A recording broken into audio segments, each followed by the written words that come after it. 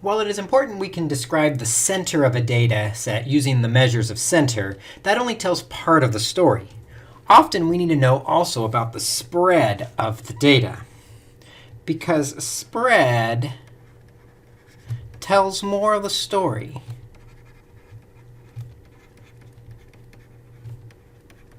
That is hidden in the data set. For example, I could give you 3 different data sets. One data set is 50, 50, 50, 50, 50. Another data set is 20, 40, 50, 60, and 80. And another data set is 0, 25, 50, 75, and 100. If I was to find the measures of center of all 3 of these data sets, they all have the same mean, all have the x bar is equal to exactly 50.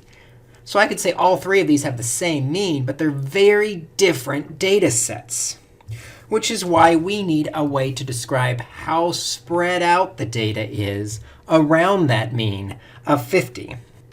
Well, one way we can describe the spread of the data is with this thing called the range. The range is the distance between the maximum and the minimum values.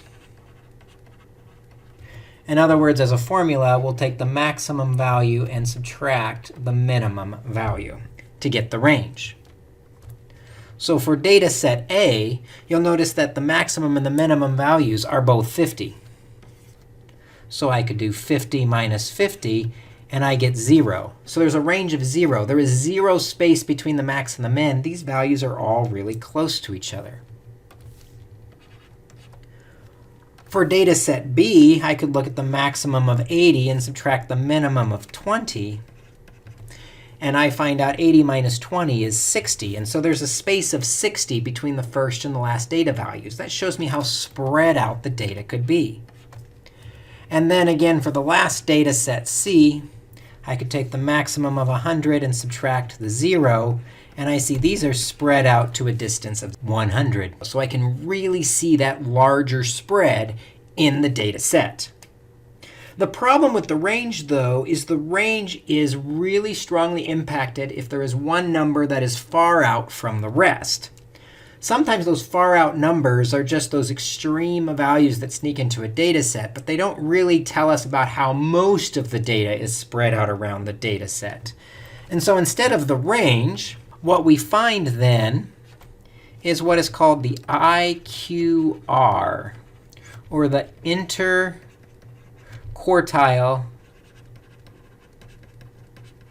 range. The interquartile range is a measurement of the distance between the middle 50% of the data. In other words, if we just look at the people that are clumped around the middle, that middle 50%, how spread out are they? And the formula for finding that interquartile range, as the name suggests, is we subtract the quartiles, Q3 minus Q1. So let's assume for a moment if the data in number 1, up above, were 5 number summaries.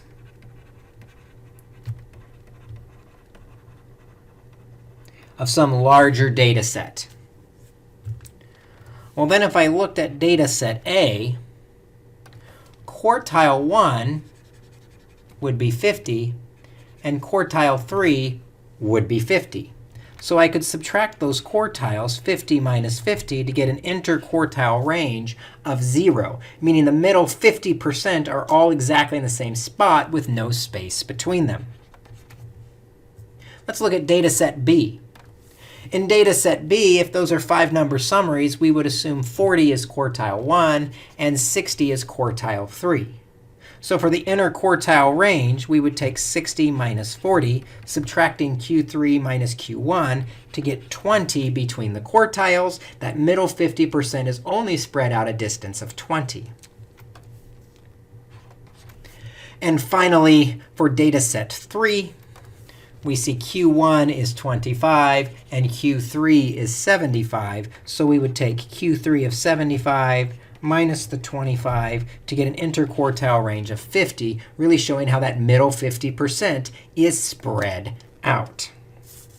The range and the interquartile range are the most simple ways to describe the spread to try and tell more of the story than just the measure of the center would tell about the data.